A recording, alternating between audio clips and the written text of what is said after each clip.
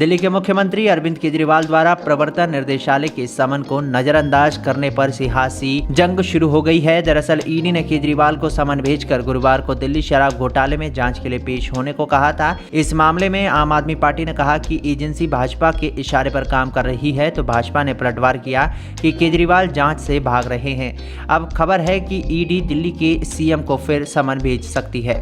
बता दें कि दिल्ली शराब घोटाले में अभी क्या हो रहा है, केजरीवाल ईडी के सामने क्यों पेश नहीं हुए, एजेंसी के पास अब क्या विकल्प है, क्या पेश नहीं होने पर केजरीवाल की गिरफ्तारी भी हो सकती है, तो चलिए आपको बताते हैं। दरअसल दिल्ली शराब घोटाले में मनी लॉन्ड्रिंग की जांच कर रही ईडी ने 31 अक्टूबर को अरविंद केजरीवाल को समन भेजा था।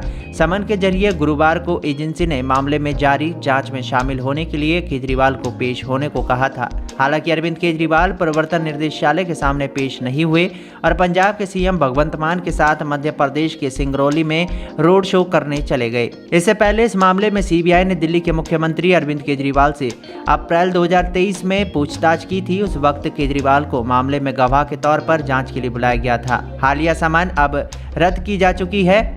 दिल्ली की शराब नीति में मनी लॉन्ड्रिंग की जांच कर रही ईडी ने भेजा था। दरअसल ईडी ने अपनी चार्जशीट में कई बार अरविंद केजरीवाल के नाम का जिक्र किया। अदालत में दायर आरोप पत्र में ईडी ने बताया कि दिल्ली आबकारी नीति 2021 और 22 आपके शीर्ष नेताओं द्वारा बनाई गई थी ताकि लगातार अवैध धन कमा सके और अपने पास लाया जा सके। ईडी ने दावा किया कि ये नीति अवैध और आपराधिक गतिविधियों को सुविधाजनक बनाने के लिए जानबूझकर कर्मियों के साथ बनाई गई थी। ईडी ने दावा किया है कि ये नीति अवैध और आपराधिक गतिविधियों को सुविधाजनक बनाने के लिए जानबूझकर कर्मियों के साथ बनाई गई थी। एजेंसी ने आरोप पत्र में आरोपियों के साथ सीएम के घर पर बैठक से लेकर वीडियो कॉल तक की घटनाओं का उल्लेख किया है।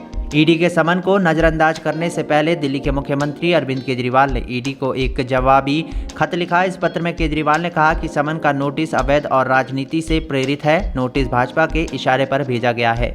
सीएम केजरीवाल ने यह भी कहा कि नोटिस ये सुनिश्चित करने के लिए भेजा गया है कि मैं 4 राज्यों में चुनाव प्रचार के लिए जाने में असमर्थ रहूं। ईडी को तुरंत नोटिस वापस लेना चाहिए। बता दें कि ईडी के सामने केजरीवाल के पेश नहीं होने के कारण लोगों के मन में कई सवाल उठने लगे हैं कि एजेंसी अब क्या करेगी। दरअसल धन शोधन निवारण अधिनियम 2002 की धारा 50 ईडी को किसी भी व्यक्ति को समन जारी करने की शक्ति देती है। पीएमएलए की धारा 50 के तहत किसी भी व्यक्ति को समन जारी करने और दस्तावेजों के प्रस्तुत करने और बयान दर्ज करने की आवश्यकता होती है। दिल्ली शराब मामले में अगली कार्रवाई के लिए ईडी के सामने कई विकल्प है। एजेंसी चाहे तो केजरीवाल को जल्द एक नया समन जारी कर पूछताछ के लिए बुला सकती है।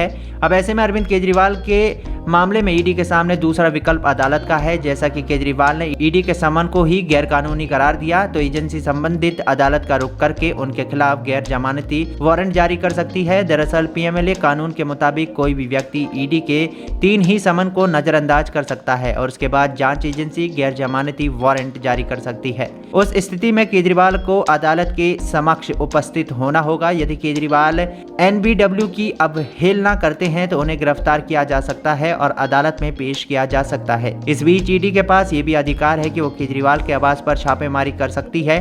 अगर उनके खिलाफ आपत्तिजनक सबूत मिले तो उन्हें गिरफ्तार भी किया जा सकता है।